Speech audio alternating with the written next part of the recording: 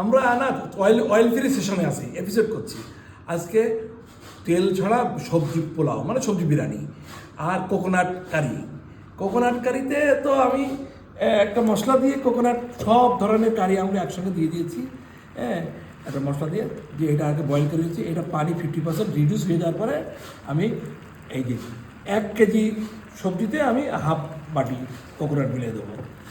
লবণ ঠিক রাখতে হবে। আর এর ভিতরে ম্যাজিক্যালি আছে কোকোনাট পিস পিস করাও আছে। এই গেল কোকোনাট কারি।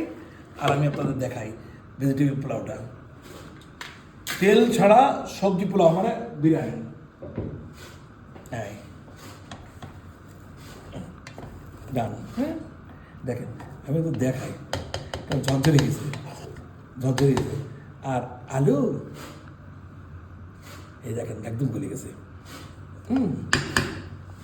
সবথেকে মজার ব্যাপার হচ্ছে এই এই ভেজিটেবল পোলাও যদি আপনি স্বাদের করতে চান তো উপরে অবশ্যই বাদাম কিশমিশ মাওয়া দিতে ভুলেন না যেন, এবং এই আলু বোখারা দিতে ভুলেন না। এই আলু বোখারা প্রথমে দেবো না, একটা টক হয়ে যাবে।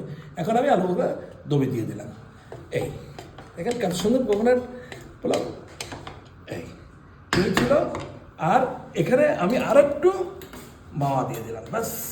এটা হচ্ছে স্বাদটা এই। ধন্যবাদ।